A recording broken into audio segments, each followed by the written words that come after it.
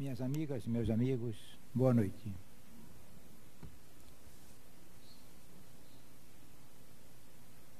Existem razões para você estar aqui. Em se tratando hoje de uma quarta-feira, em que nós temos as sessões de desobsessão, imagina-se que você está vivendo momentos de perturbação, sofrendo influências negativas, percebendo que sua vida está amarrada, suas coisas não andam. Então, como você não encontra lógica para isso, você então recorre ao centro espírita. Mas gostaria de deixar bem claro que vir ao centro espírita em busca de socorro, digamos, aqui realmente um pronto-socorro espiritual, mas para que você obtenha o proveito desse pronto-socorro, você tem que participar. Não pense que somente tomando passes você vai se ver livre daqueles que estão lhe perturbando. Se eles estão lhe perturbando, quer queira ou quer não queira, você deu razão. Você permitiu que eles entrassem em sintonia com você. E hoje, se você quer se livrar disso, quer se livrar para que realmente você consiga ter um controle de suas emoções, você precisa mudar seus pensamentos, seu procedimento. Existe um hábito nosso muito fácil, que é julgar os outros, encontrar as razões dos nossos problemas nos outros. Mas se você tiver um pouco de paciência, de tempo, digamos até de humildade, você vai verificar de que você, em casa, é orgulhoso. No trabalho, você disputa com os outros. Você fere o colega. Você não gosta do patrão. Você desafia os outros no trânsito. Se você age assim, essas energias são um ímã para que aqueles espíritos obsessores se aproximem de você. E então não tem passe que resolva. Você precisa mudar. Mudar procurando amar a si mesmo, para que você tenha pensamentos de paz, de alegria, de entendimento. Nós hoje vamos conversar sobre rogativas. Eu gostaria de lembrar que o importante nesse tema de hoje, que vai ser uma troca de ideias, você sempre se lembre de como você se relaciona com Deus, como você o trata, o que é que você acha que Ele é para você. Mais adiante eu vou lembrar de que existem alguns momentos em que você ora como se você não soubesse quem Deus é. Na minha história, posso dizer de que aprendi no colégio de padres que Deus era como se fosse um juiz bem superior a nós, que carregava uma espada, e ele julgava tudo o que nós fazíamos. Ao menor deslize, baixava a espada e nos punia. Então eu aprendi, no começo da minha vida, que Deus era um Deus punitivo.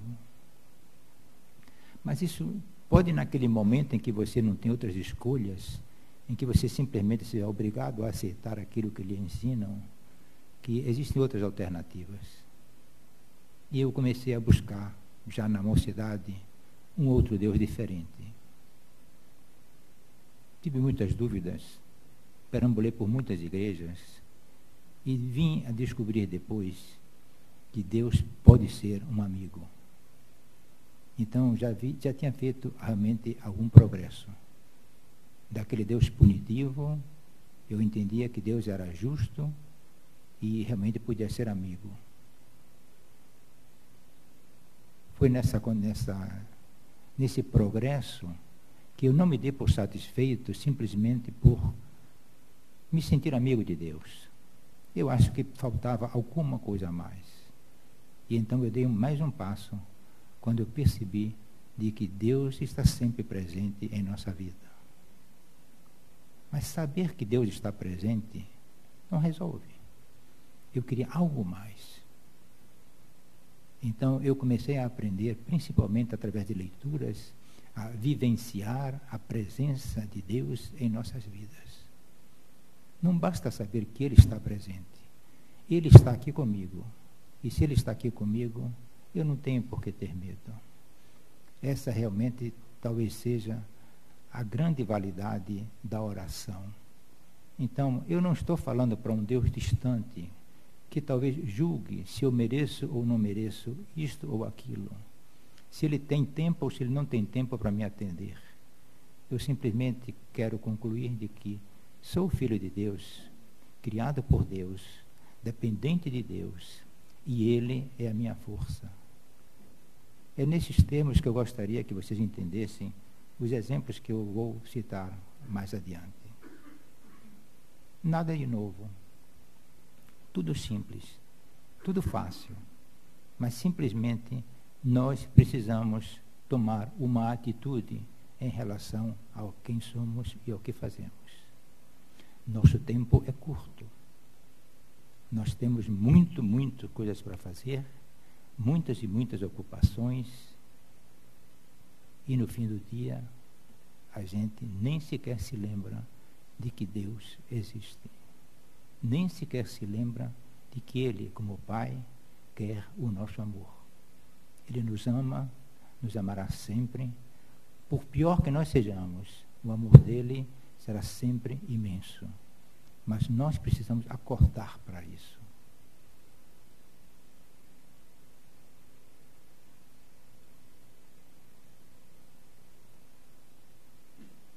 Hoje, pela terceira vez, o Brasil jogou. Desde o começo do ano, se dizia, esse ano é o ano da Copa. Vamos fazer assim uma análise bastante sincera de como nós temos agido.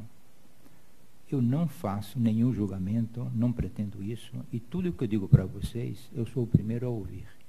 Sou como vocês, com minhas virtudes, meus defeitos, minha necessidade de crescer e de evoluir.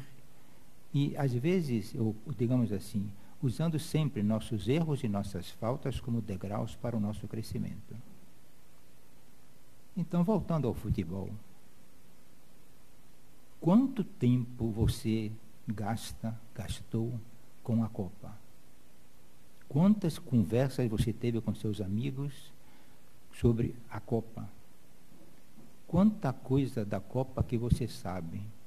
As partidas, a data, o local, os times que vão jogar, quem são os jogadores de tais e tais times, quem são os melhores da Copa, e por aí vai. Nós estamos fazendo este ano da Copa, sem exagerar, um pequeno Deus, que está nos absorvendo nosso tempo e nossa atenção.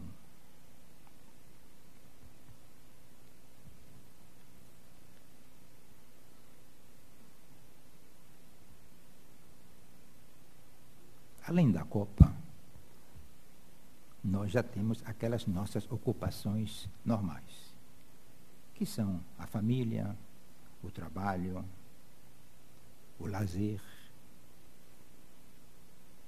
e outras coisas, a alimentação, que são imprescindíveis ao nosso viver. Eu estou hoje na terceira idade. Algumas pessoas dizem que é horrível a terceira idade, principalmente porque o corpo envelhece.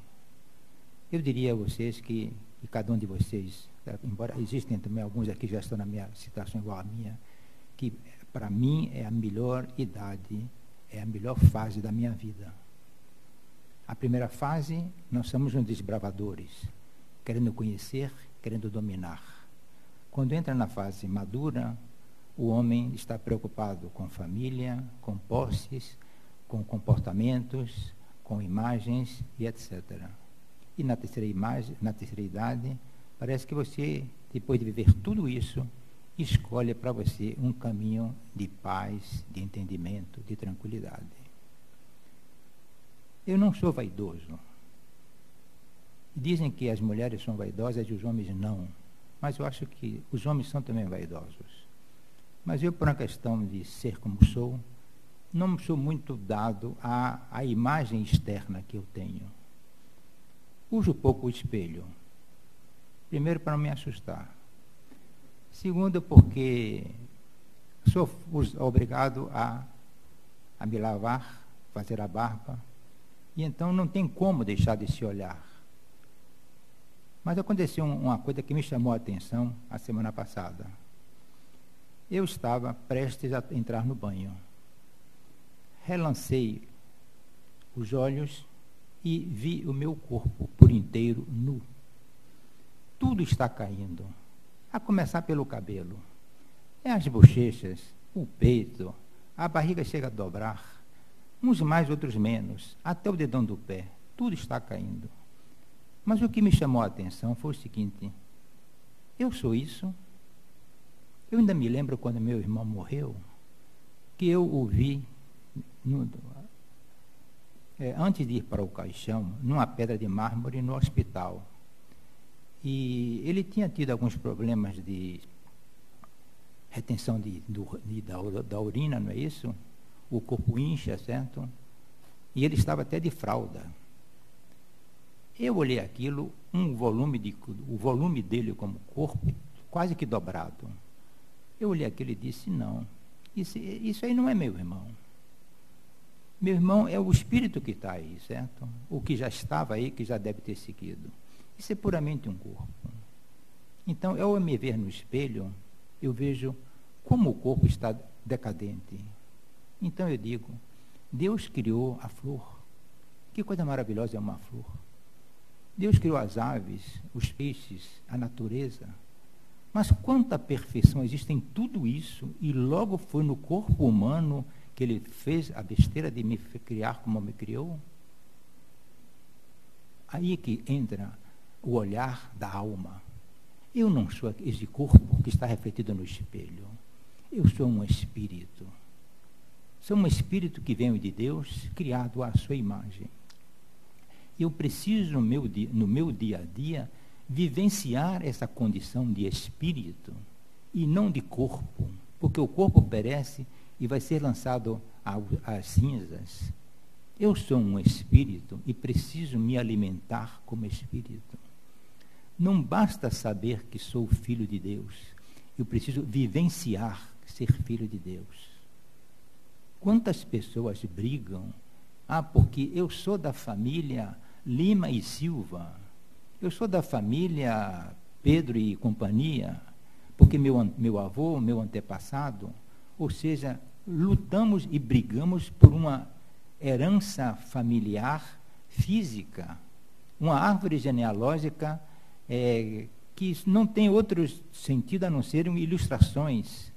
Quando nós somos filhos de Deus e nos esquecemos disso, e sabem qual é a maneira mais clara de perceber que nós não nos sentimos filhos de Deus? O medo, a carência, achar que vai faltar, que o que eu tenho não é suficiente. E isso se chama descrença. Isso se chama, de certo modo, dizer a Deus assim: você é ou você seja, eu não acredito em você. E sofremos. Deus nos quer autoconfiantes. E a confiança vem dessa certeza de que Ele está conosco. Mas a sociedade, o modernismo, as disputas entre os homens levam você à autossuficiência. Se você é autossuficiente, para que você quer Deus? Você tem casa, tem carro, tem emprego, tem posição, tem influência, tem saúde. Para que Deus? Ele só vem para atrapalhar. Ele só vem para poder querer dar nota em sua vida. Eu tenho tudo o que eu quero e sou livre. Então, para que Deus?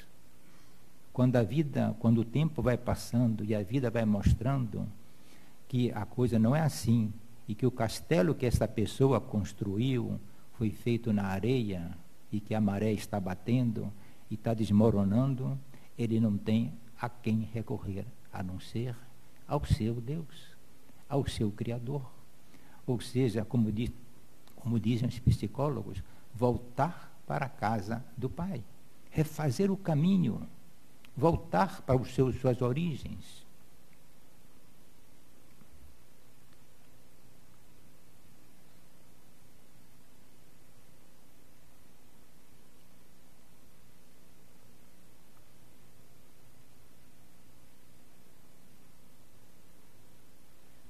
Eu sempre fui um estudante bom.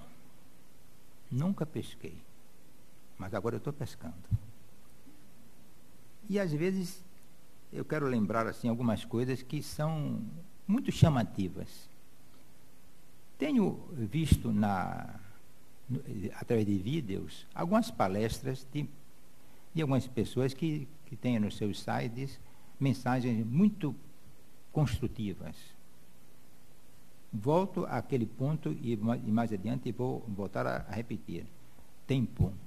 Nós não sabemos administrar o nosso tempo e não temos tempo de cuidar daquilo que é essencial para nós.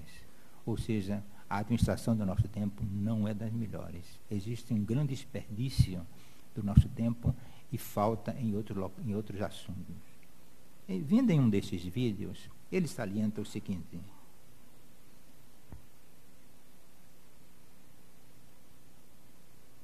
Pedro, discípulo de Jesus, estava no barco, junto com os demais discípulos.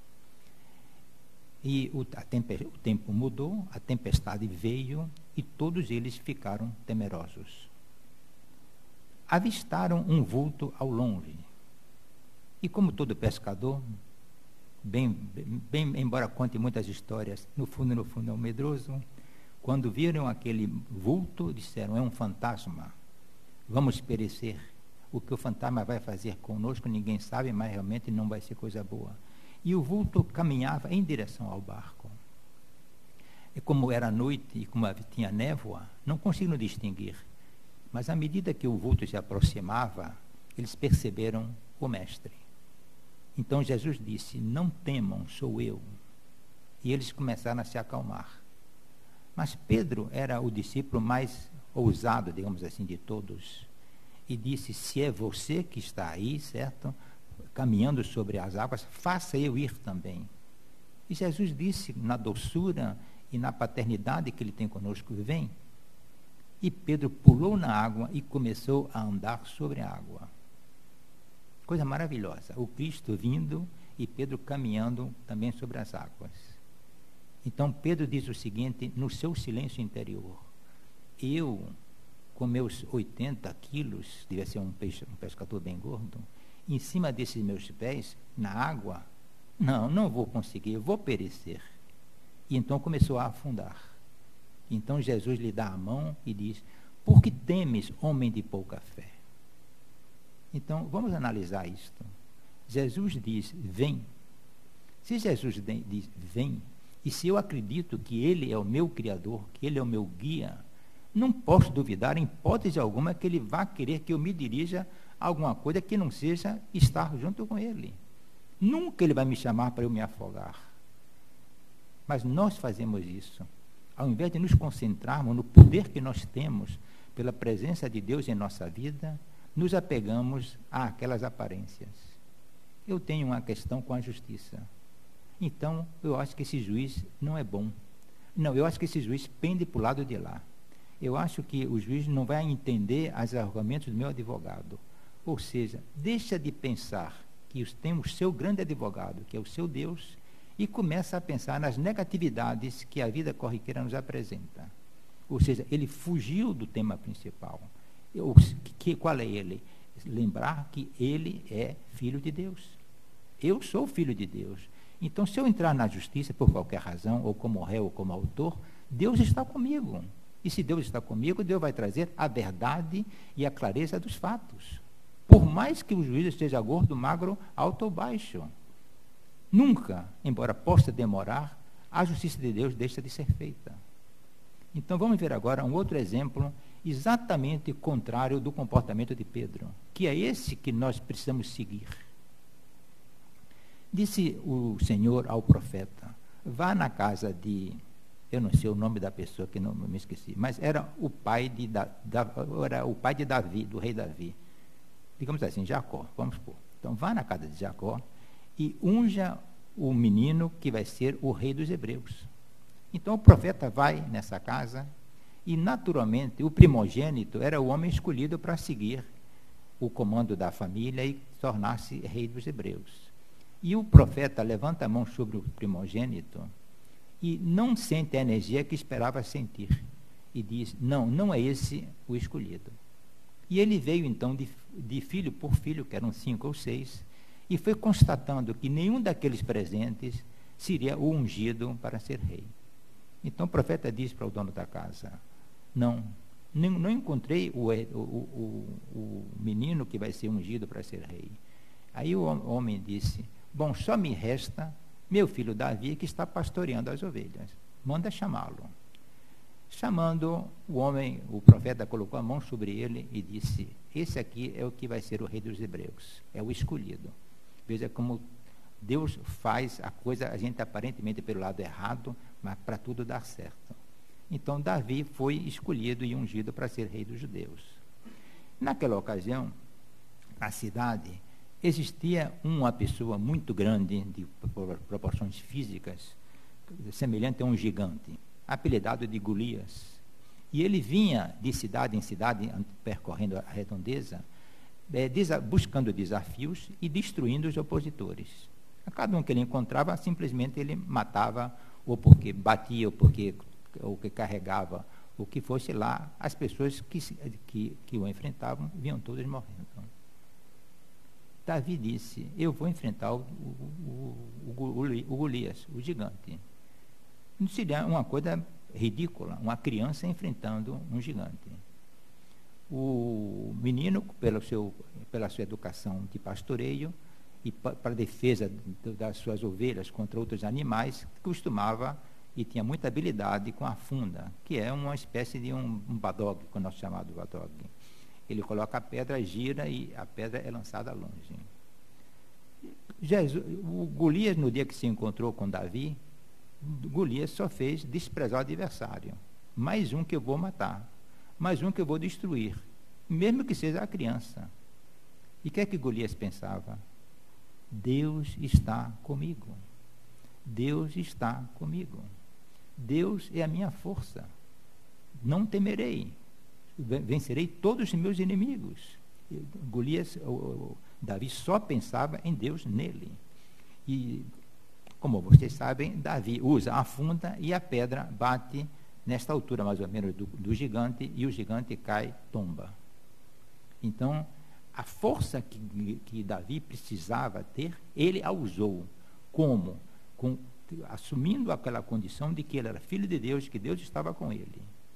Mas Davi diz, eu já vi pessoas sem perna avançar contra o outro. Já vi pessoas sem braço avançar contra o outro. Mas nunca vi uma pessoa sem cabeça avançar contra o outro. Então Davi caminha em direção ao gigante já deitado, pega a própria espada do gigante e corta a cabeça do gigante. Ou seja, ele não dá chance, em hipótese alguma, que alguma ideia negativa venha a passar por ele.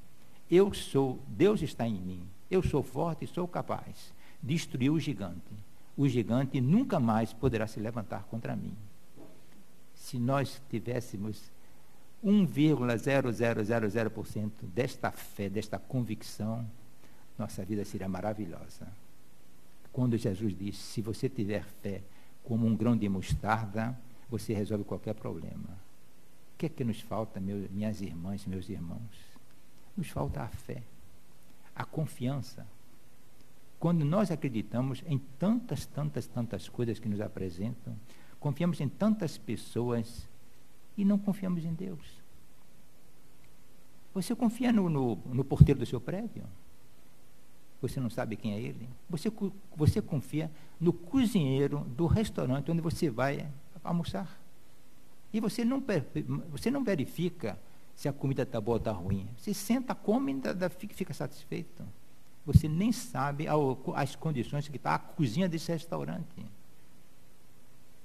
Vocês, mães, e também nós, pais, certo? Às vezes deixamos os nossos filhos em idade pequena na mão de auxiliares que não conhecemos direito.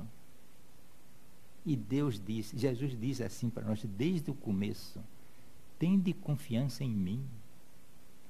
Eu me curei do mundo. Tende confiança em mim. Eu venci o mundo. E nós continuamos no sofrimento. Nos fazemos de surdos. Ou então aquele item que eu falei no começo.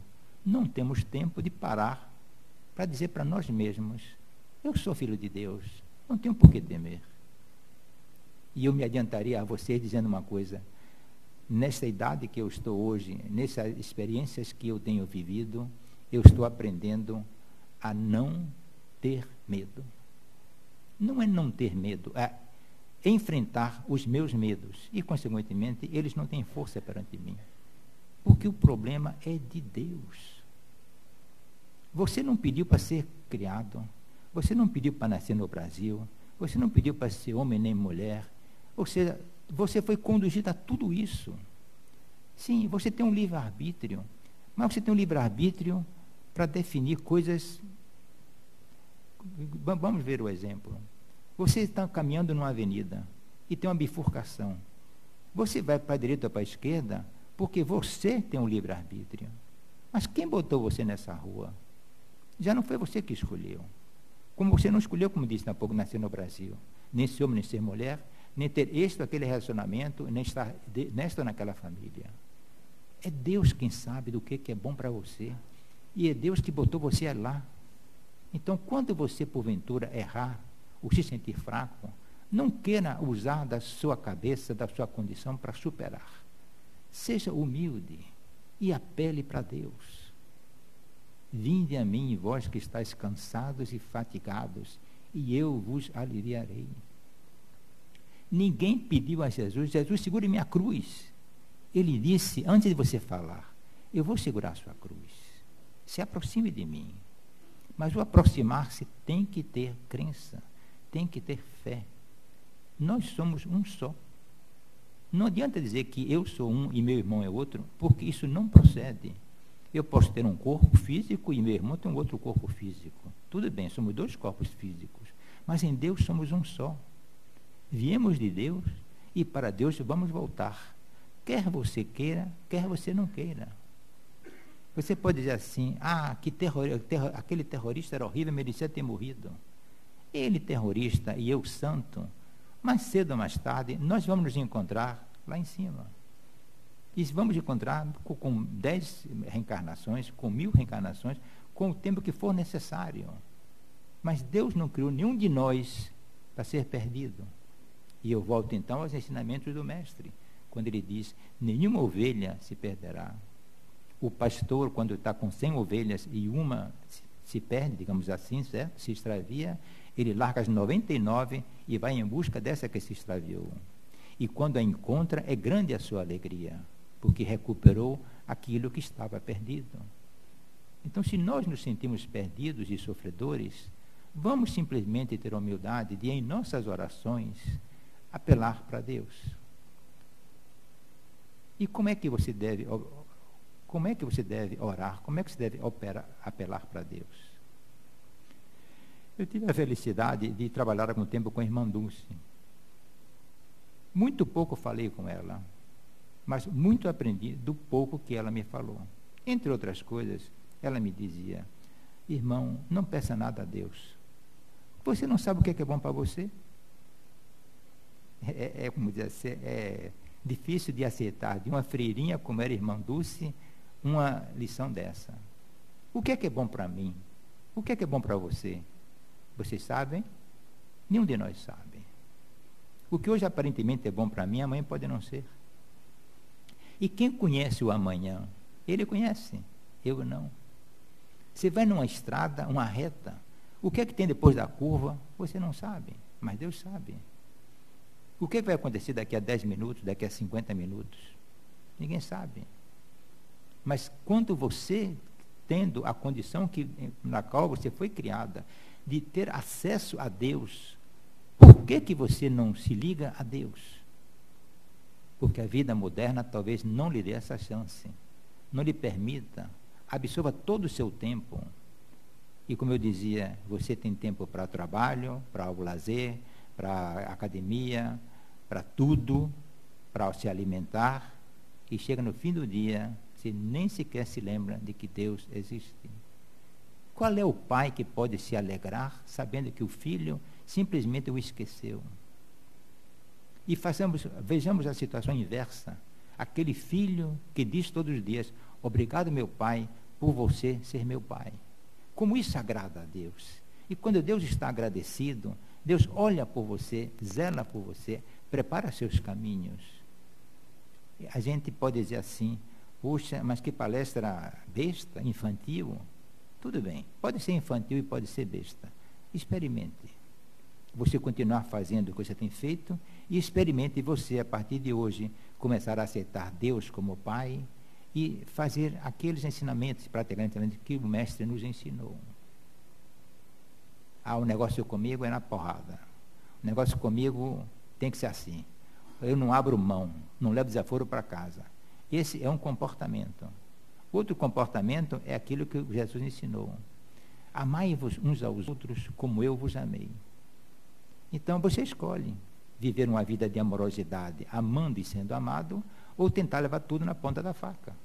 Experimente e depois diga se a palestra foi realmente um conto da carochinha ou se realmente na simplicidade e na amorosidade dos ensinamentos do Mestre está a sua força, a sua salvação. Quando eu disse que a vaidade é tanto masculina quanto feminina, quantos de nós temos medo, vergonha ou tememos dizer, eu sou fraco? Não, eu não consigo fazer isso. Porque o outro vai pensar de mim o quê? E eu já digo o contrário, no que eu tenho aprendido dos meus ensinamentos espirituais. Quando você diz assim, obrigado, meu Deus, pelas minhas fraquezas, você está dizendo, meu Deus, então você tem que vir aqui me socorrer. Porque se eu me sentir na plenitude, no Todo-Poderoso, não tem lugar para Deus. Mas quando eu estou me sentindo pequenininho, e peço a Ele ajuda, Ele vem, porque Ele é meu Pai. E Jesus dizia assim, deixai vir a mim as criancinhas, que aquele que se sente orgulhoso e poderoso, não vai se aproximar de Jesus. Mas aqueles que são as criancinhas com a humildade e com a inocência tão peculiar, é aí que Deus se toca e lhe complementa. E diz assim, em um dos livros que eu estou terminando de ler agora, a sua incompletude e a minha abundância são um par perfeito. Olha que coisa maravilhosa. A sua incompletude, ou seja, nós que precisamos de tudo, somos incompletos, e a minha abundância fazem um par perfeito. Então Deus quer realmente se aproximar daqueles que são fracos, para poder colocar neles a sua presença. Porque aquele que é orgulhoso não quer Deus. Aquele que é todo-poderoso, ou se acha todo-poderoso, não precisa de Deus. Até que o tempo venha mostrar a ele os alicerces que ele constrói, ou seja, a casa construída na areia.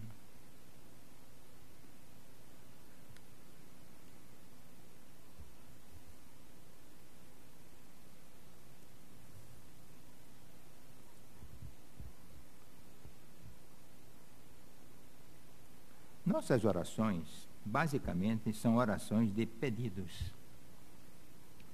Eu vou pedir a Deus para poder resolver meu problema, eu vou pedir a Deus para poder aumentar meu salário, eu vou pedir a Deus que consertar minha casa. Todos os pedidos nossos são praticamente de pedido de coisas que nós queremos que Deus faça para nós. Mas Deus não é um provedor dos seus desejos. Quando a gente reza o Pai Nosso, diz assim, seja feita a vossa vontade, assim na terra como no céu. E diz isso 5 vezes, 10 vezes, 20 vezes, todo dia, toda hora. Você já conheceu, já percebeu o que significa isso? Seja feita a vossa vontade, assim na terra como no céu. Você já percebeu quantas vezes você diz assim para o outro, bom dia? O que significa dizer bom dia? Pelo que eu entendo hoje, bom dia é uma mensagem em que você deseja que ele passe o seu dia bem. Aí você vai dando bom dia, boa tarde, sem valorizar o sentido da expressão bom dia. Vai em paz. Vai em paz, cai fora, vai em paz, vai. Isso é muito comum. Eu me lembro que onde o pessoal chama as portas do Carmo, ou seja, a gente descendo o Pelourinho e subindo para o convento do Carmo, que hoje em dia esse convento é um hotel, parece. Existia um centro espírita fantástico. Ele tinha de frente, o prédio tinha de frente 5 metros. como 80 centímetros é a porta de entrada, só tinha 4,20 metros para o andar de baixo. A gente entrava nessa porta estreita, subia 2 escadas, ia para o 3º andar. Então, 3 escadas, ia para o 3º andar. E lá em cima tinha um terraço. A reunião juntava geralmente entre 10 e 20 pessoas, não mais do que isso, porque não havia espaço. E existia um pequeno palco, e tinha samba de roda, tinha leitores espirituais. Eu sei que no fim daquela sessão, as pessoas que estavam na plateia subiam no palco, e aqueles médiuns, todos eles enfileirados, geralmente uns 5 ou 6, a gente abraçava um a um, e eles me diziam quase que todos eles a mesma coisa, davam um abraço e dizia, muita paz, muita paz. E eu comecei a me invocar, disse, o que é muita paz? Porque não basta dizer paz, vá em paz. E eu então comecei nas minhas reflexões, era uma época que eu estava começando a aprender a fazer meditação, então vi o que é o sentido da paz. É quando você sabe, tem 1000 problemas, mas você consegue desligar-se dos problemas e ficar pensando em paz, na beleza, na praia, na harmonia, na flor. Você começa a pensar em coisas que não são os seus problemas diários. É um sentimento interior, uma coisa que vem de dentro. Quando você está pensando numa praia, numa flor, na natureza, você está pensando no Criador. Porque não adianta pensar na flor sem se você ligar ao Criador da flor. Então, você está colocando Deus dentro de você. Então, viver em paz é uma riqueza muito grande. Como é que nós fazemos no nosso dia a dia? Em busca desses momentos de paz. Temos, conseguimos, procuramos. Então, vai aí uma mensagem para vocês, para dizer assim, aquela palestra pelo menos me deixou isso aqui de proveitoso. Vamos tentar buscar paz. Em que durante o dia, ou seja, de manhã, ou meio-dia, ou de noite, entre uma refeição e outra, entre um trabalho e outro, na hora que você vai tomar o cafezinho, se lembre de que Deus está com você e permaneça na paz. Você vai começar a ver de que os seus problemas continuam iguais, mas você, perante eles, começa a sofrer menos. Começa a verificar que as coisas estão andando, que vai ter uma solução, que não é do jeito que eu quero, é do jeito que Ele quer. E a vida passa a ser mais gostosa. Tentem fazer isso. Viver na calma. Que dizia também Jesus, e sempre eu lembro a vocês no ensinamento de Jesus, na tranquilidade e na paz está a tua força. E quem mais ressalvava isso era São Paulo. Na tranquilidade e na paz está a tua força. E é comum se ver em alguns carros, tudo posso naquele que me fortalece. Mas para eu poder ter essa força e perceber essa força em mim, eu tenho que ter calma e paz. Vamos devagar. Não, o problema não está aqui, vamos resolver. Rapaz, calma. Nós somos muito afobados. Por exemplo, começou o jogo do Brasil, a gente queria logo fazer gol. Só fez gol no fim do primeiro tempo. E no segundo ele fez um outro também. Mas ele queria 5-0, queria 8-0. Porque nós temos que ganhar a Copa. Não é por aí que você vai. Se nós formos o melhor, vamos ganhar a Copa. Se nós não formos o melhor, não vamos ganhar a Copa. Não adianta você embirrar, nem torcer, nem gritar. Ou seja, as coisas com Deus caminham naturalmente. E nós não podemos precipitar. A gestação são 9 meses. E quando é menos de 9 meses, ou quando é mais de 9 meses, é problema. Temos que aprender a vivenciar o tempo de Deus, que não é o nosso tempo. Somos muito imediatistas. E não só imediatistas, como queremos que as coisas ocorram do nosso jeito.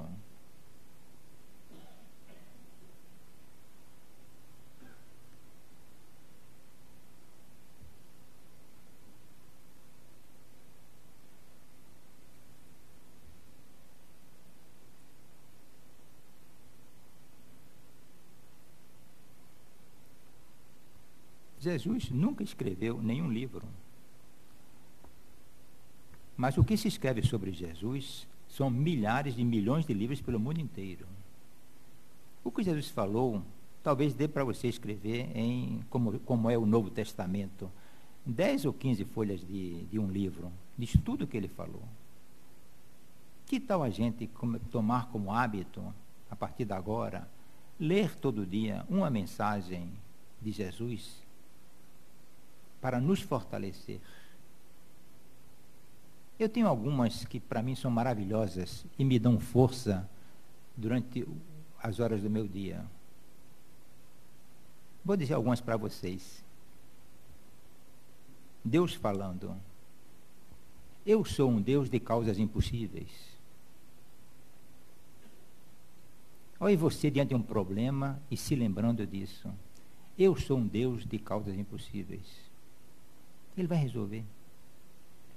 Ou então quando Deus diz assim: eu sou um Deus que cura. Que coisa maravilhosa. O médico pode escrever uma prescrição, fazer 1000 cirurgias. O outro diz assim: eu sou um Deus que cura. E quantas doenças as pessoas se curam pela fé. Ou então Jesus fala assim, aliás, eu digo Jesus, Deus, tudo é uma coisa só. Você não pensa nem imagina o que eu sou capaz de fazer. Isso é típico. Nós estamos diante de um problema, tem 3 soluções, todas elas de um processo complicadíssimo. Deus vem e resolve de uma maneira simplíssima. Eu me lembro que uma ocasião eu tinha uma verruga aqui nessa altura e passando a gilete, feriu. E eu fiquei receoso de que esse corte com a gilete pudesse me trazer algum problema maior. E comecei a procurar uma dermatologista que eu conhecia, mas que eu tinha perdido o endereço. Eu fiz tudo para localizar a dermatologista e não consegui. 2 semanas depois, eu vinha fazendo uma oração de mentalização para localizar. Eu vou localizar a minha amiga através do pensamento. Fiz tudo o possível, não localizei. Sabe o que aconteceu? A verruga caiu. Então, eu imagino que é uma coisa complicadíssima. Me exercito, e quando Deus simplesmente faz a verruga cair. É um exemplo besta, mas ele é verdadeiro. Quantas coisas nós queremos resolver do nosso jeito, e de repente a solução vem num passar de olhos. A semana passada, a minha filha que mora no Rio de Janeiro, veio um telefonema, desses telefonemas que a gente fica tremendo na base.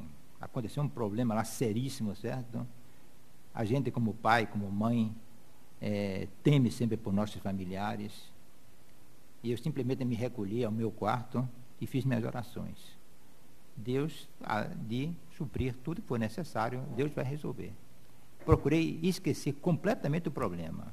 Apenas, como bem dizer, Deus está no controle. Passam-se mais ou menos umas 3 ou 4 horas, me telefona outro parente do Rio de Janeiro e disse: olhe, seu Antônio e Marie, que é minha mulher, certo? Fiquem calmos, que a coisa está resolvida, não foi assim como foi contado, tenha calma, está tudo em paz, certo? Então eu digo, eu construí um problema grandíssimo na minha mente quando recebi o telefonema do Rio. Mas na realidade fui eu quem criei esse fantasma dentro de mim. E na realidade não foi um pequeno problema resolvido. Quantos fantasmas nós criamos dentro de nossa cabeça para nos fazer sofrer? Para nos fazer sofrer. Eu estou com o irmão que vai fazer uma cirurgia de próstata, certo? Mas é até piada, parece. O que eu já ouvi de informação, certo? Primeiro é assim: essa doença tem uma característica gravíssima, não pode ser feita na Bahia, tem que ser feita no exterior. E como o nosso amigo tem dinheiro, vamos para o exterior.